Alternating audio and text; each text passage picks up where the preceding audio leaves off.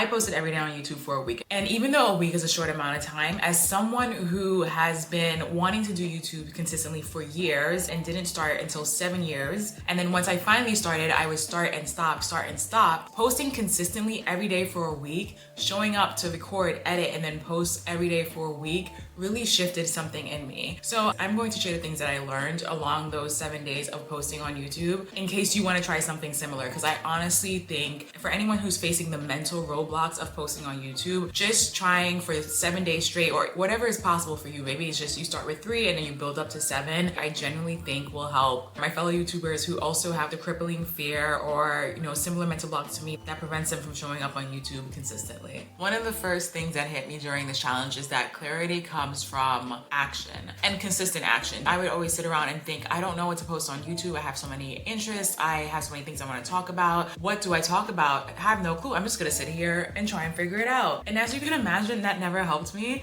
I genuinely thought sitting and watching YouTube videos and just thinking about it would eventually make me figure out what I want to post on YouTube. But that wasn't really helping. I still just kept sitting literally for months, for years, trying to figure out what it was that I wanted to post on YouTube. But during this 7-day challenge, by day 3, more ideas just kept coming to me. And while I still didn't figure out my niche, I had more ideas come up that I felt passionate about and really wanted to create. And I think that's what matters most, because when I have those ideas that feel like they fuel me, it makes me want to show up more for YouTube and create more for YouTube. And then as I create more, I'm assuming I'll start to get feedback, hopefully. I'll start to get feedback and then it'll become even clearer. But by me showing up every day and creating, I get more ideas of the kind of videos I wanted to create. I start to get a better sense of the videos I actually liked creating as well. And I think that is most important, because I know a lot of us are just sitting down like, what should my channel be about? What should my banner look like? What should my first thumbnail look like? It matters, but when you are someone who's been stuck on taking action on YouTube, it matters less. What actually matters is taking consistent action. I genuinely feel like you'll get more clarity, because that's what I've encountered. The more I show up, the clearer the content I want to make gets. Taking action, forcing yourself to take action every day for a week sort of forces clarity onto you. So I highly recommend this challenge, if nothing else, for that. It gets you out of that rut of like, I have no idea what to create for YouTube. You do know what you want to create for YouTube. You just have to go and play around and find out. So everyone always talks about all the major YouTube advice videos. A lot of them always talk about how nobody cares, which is true. And they say that in a way that's supposed to make you feel really good. Like, okay, I'll just post whatever in the beginning. I'll be bad in the beginning because no one cares. And yes, that is true. And that can be good and bad, because in the beginning, it's good you could post something that you consider bad and not that many people are watching, so the consequences don't feel that heavy. It takes the weight off your shoulders and gives you the push to create. But on the flip side, it's like, okay, I'm posting this and literally no one cares, and that can hurt, that can feel a type of way, but then you have to come back to why you're really creating on YouTube. And for me, currently right now, I do have a lot of goals with YouTube, but for right now, it is just to lean into my creativity and to face a lot of fears and to push past my comfort zone. And so the fact that no one was watching, the fact that no one is watching, yes, it feels bad, because on one end, it sort of feels like I'm doing all this work for no reason, but at the end of the day, that's not true. And the flip side of nobody cares is also really good for me, because I'm doing this for me as well. I'm doing this for internal growth. As much as I want to create and provide value on this platform, I'm also doing this to push past my comfort zone and see how I can grow as a creative. And the fact that nobody cares is actually really helpful as well. Nobody cares is a double-edged sword, and you have to grapple with that as you're creating for YouTube. I think everyone prepares you for the nobody cares, so just go and be free and you'll have this freedom. But on the flip side of that, nobody caring can also, for lack of a better word, it could hurt. It can make you feel rejected. It can make you feel like your work is being done for no reason. But I don't think any of those feelings, at least for me, are valid. But that just wasn't something I was prepared for on the other side of nobody cares.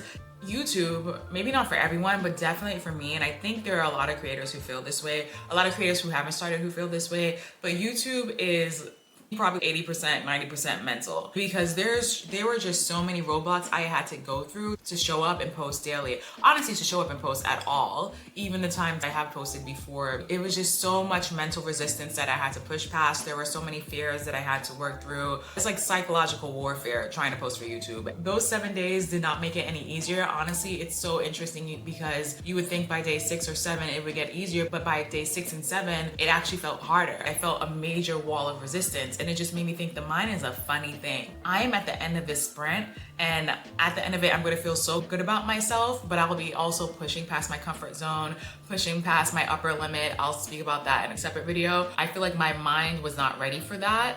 But because I was preparing for that, I was preparing for myself to self-sabotage, I was able to push past it. But there were so many mental gymnastics I had to go through during that entire week. It felt more intensified because typically I'll record a YouTube video and then within a month I will post it after recording it. But this time it was day to day, back to back. So I was feeling all these fears, I was feeling all this resistance, overthinking in the span of 24 hours, just over and over, back to back. Because of that, I realized how much this thing is just mentality. For me, at least, is mentality. And then of course there are things that are more practical, like creating systems that will be helpful. I'll get into that later in this video. What I found, at least for me, and I genuinely do not think I'm alone with this, because otherwise everybody and their mama who has a desire to be on YouTube would be on YouTube. I think it is largely mental. And I sort of knew that before doing this 7-day challenge, but I didn't know how intense and how extreme it was and how much it was holding me back. By the end of the 7 days though, I sort of shifted. Mentally, I shifted. I feel like my mind was trying to protect me from judgment of being on YouTube, the fear of being seen, not putting out material that I feel is quote unquote good. I think my mind was probably trying to protect me from that.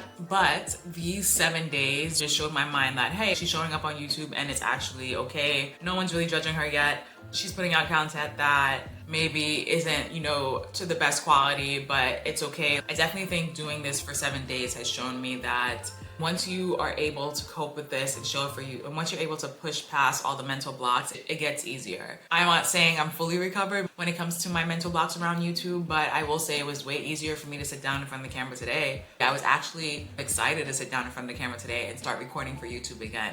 If you are facing mental blocks around YouTube, I highly recommend pushing yourself to do a challenge. My tip would be to do it during a time when everything else is a bit more at ease for you. So for example, if I was doing this challenge for 7 days while I had work and I felt the resistance I felt day 6 and day 7, I would have let the resistance win until my work day started. But instead, I had the entire day free. So there was literally no excuse. The resistance was there, but there was nothing else to help and aid that resistance. So I couldn't resist until work started a few hours later. It was like, girl, what are you gonna do? Waste your entire 24 hours and not post? No. So instead, I had to post because I couldn't let that whole day go by. If you could do like a 3-day weekend where you'll have as little obligations as possible, then I highly recommend doing your challenge then, because then there are less things blocking you. I did it during the holidays when I took 2 weeks off from work. That definitely made it easier for me. Doing the challenge when there are less things going on will really be helpful, because then when resistance pops up or when your mind is trying to block you from doing it, you also don't have to deal with things like work or other obligations popping up.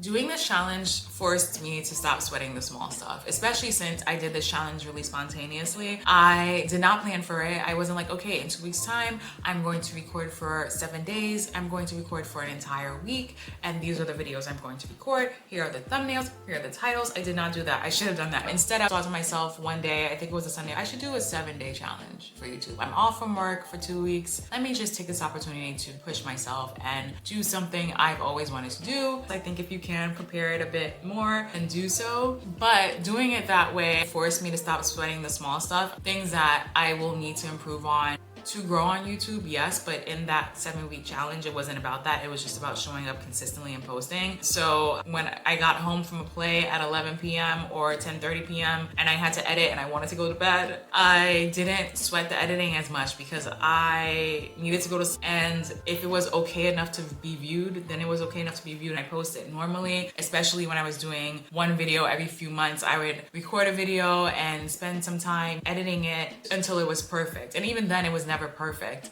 But when you're doing a 7-day sprint, especially if you're not spending your entire day on creating that video, you stop caring about having the perfect edit. You stop caring about having the perfect thumbnail. Don't get me wrong, I do understand the importance of thumbnails and titles, but you start to just be like, you know what, F it. Like this just has to be out the door in the time frame that I said it will be out the door, within the 24 hours of when the last video was posted. So then by day 5, I was just like, F it. I still cared, but I was frustrated by my lack of planning. I didn't plan for this 7-day challenge, but I'm in the middle of it right now, and I said it's gonna go out the door every day. The editing is enough. This video makes sense. It's clear. Let's get it out the door. That's all that really mattered in the moment. And I think that's actually good because it helps if you are a perfectionist. I think it helps you get past your perfectionist ways.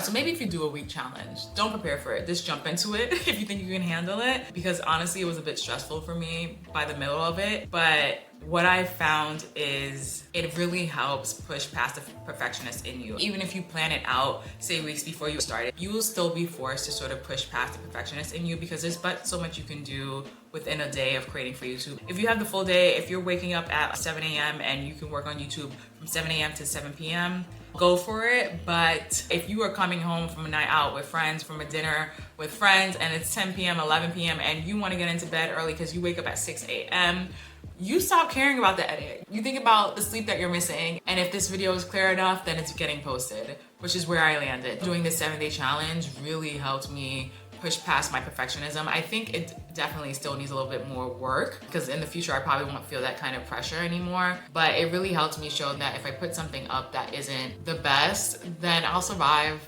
It is important to have fun and to experiment. I mentioned how day 6 was really hard for me during this 7-day challenge, and I think a lot of that is mental. It might have been a minor form of self-sabotage. I had all these plans for the day to have a great day out in London.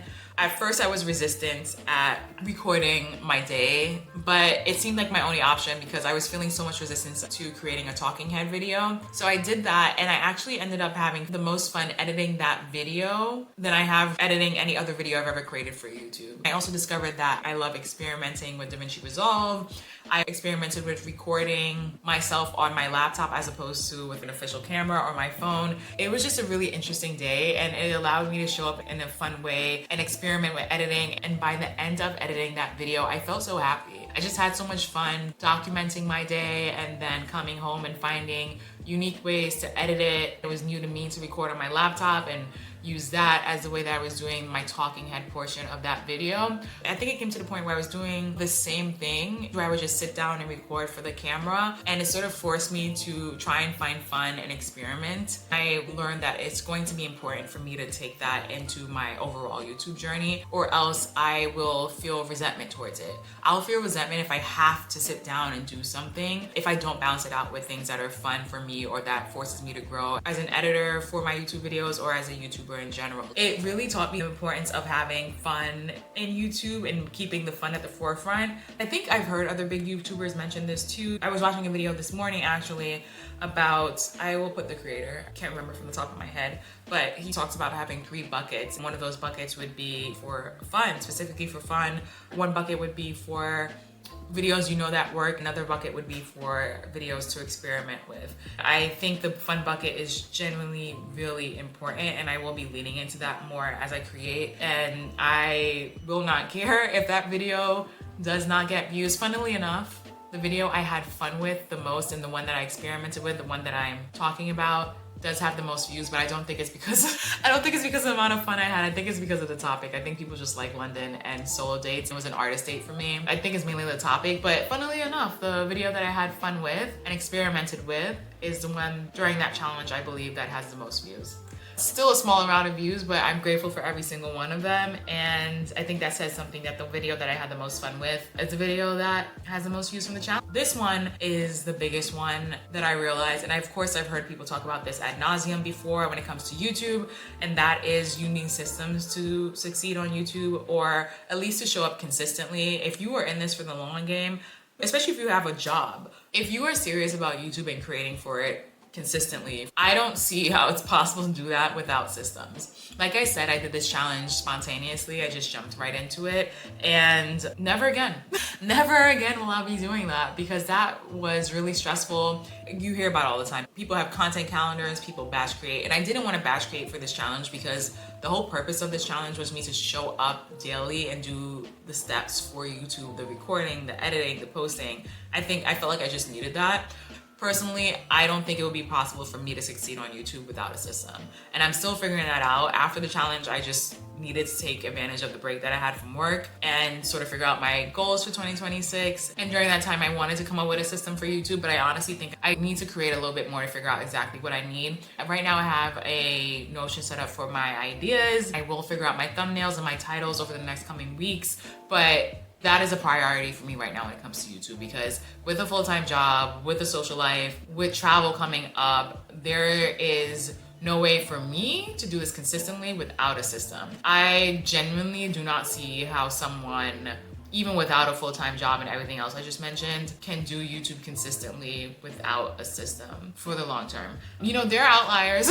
There are outliers out there for sure. I don't want to limit anyone ever. I'm not saying it's not possible. I'm not saying it's not possible to do without systems in the beginning, for sure, as you're figuring out everything. But as someone who aspires to post twice a week, I know for a fact I'm going to need systems. And I'm saying that as someone who is type B and hates systems. I do not like structure. And here's a strong word, dislike. I do not like structure, and thinking about adding more to it feels a little itchy. But thinking about the frustration I felt during the challenge because I did not have system, that's more painful. That is more painful than having to deal with some sort of structure in my life. So I will be doing that. I'm still trying to figure it out. That is the number one thing I learned during this challenge that I need to take with me. That, and the fact that clarity comes from action. I think that's the second most important thing, just because I think if there's anyone who's in the similar position as I was a few weeks ago, where for months, years, I was just sitting around thinking, should my YouTube channel be about this? Should it be about that? The one thing that helped me was taking action.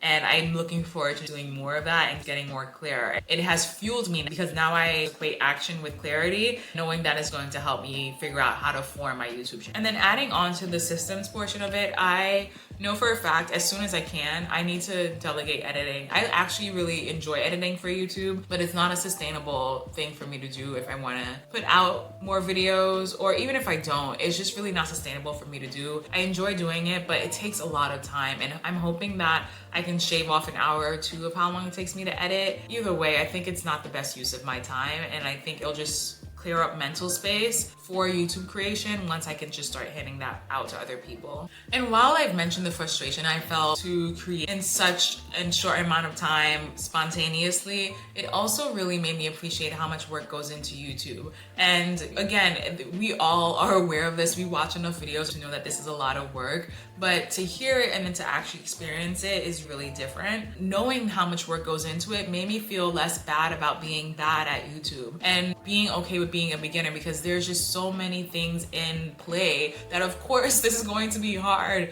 Girl, I am thinking about titles, thumbnails, what I'm saying on camera, how I'm gonna edit it, the outline before I even record it. Then afterwards, should I do a thumbnail or title testing? No, because ain't nobody watching anyway. I did try it though. I did try it. There weren't enough views to sort of see which one won the experiment. There's just so much going on that if you've never done this before, of course you're not gonna be the best at it. So you see what goes behind this process? On the flip side of that though, it also made me feel a little bit anxious of how much I have to grow. And that's something I'm grappling with. I think that's something I grappled with over the last couple of weeks. I feel a bit better about it now. But knowing how much work goes into YouTube made me feel better about not being where I want to be as a YouTuber, but also a little bit anxious because where I want to be seems really far away. If all of this goes behind it and I want to get 1% better at each portion of this each and every time, it's going to take me a while to get where I want to go. Right now, I'm just aiming to post consistently every week. Once that feels solid, I'll probably try and do another 7-day sprint. That's planned out well before I actually start it. Honestly, if I could do a 7-day sprint every month, that would be awesome, but I feel like that is not great for the algorithm and also not great for me to build the kind of consistency that I want. Honestly, the goal would be twice a week, but let's try and stick to once a week first. So yeah, right now I will be posting once a week. I honestly think I should start with once every 2 weeks, but I'm gonna aim for once a week and see how that feels. Now that I know what really goes into it once you are putting content out in a consistent manner in a short amount of time. And I will aim to do another 7-day challenge. Maybe I'll create a video and invite other people to do it with me. Also, that's not what I want my channel to be about, but I just wanted to share this journey because I know I'm not alone. And I also think this is around something that I care deeply about, which is how we as humans really block ourselves mentally. I think sometimes we are our biggest op, and that's not fun to deal with, but I think in terms of YouTube, I really dealt with it through this 7-day challenge. If you're going through similar things where your biggest block might be your mentality around YouTube, I highly recommend doing a challenge yourself. It doesn't have to be 7 days. It could be whatever feels feasible to you. Just show up back to back. I feel like 5 would be a nice little middle ground. If you plan it out beforehand, it's actually really doable and less stressful than how I did it. So yeah, those are my takeaways from doing 7 days of posting on YouTube every single day. I know it doesn't seem like a lot, but it can change a lot for you. So highly recommend doing this challenge if you feel like you've been facing mental blocks. And yeah, good luck on your YouTube journey. I'm assuming you're in a similar spot as me, just figuring out how to get this thing going in a consistent way. I genuinely think this could help a lot. YouTube can be tricky, but it is doable. And I think you see how much more doable it is by doing a 7-day challenge. If not, you figure out what you need to do to make it doable. It just intensifies things and you learn so much and you feel more confident in yourself after you're done doing it. If you want to do a 7-day YouTube challenge and you want to do it with someone, I think I'll aim to do it again in the next month or 2. But honestly, if you can, don't wait for me. If you feel like you can do it without accountability, do not wait for me. Get started on your own because I think it can be a game changer. Anyway, have an amazing 7-day challenge if you choose to do so, and good luck on your YouTube journey.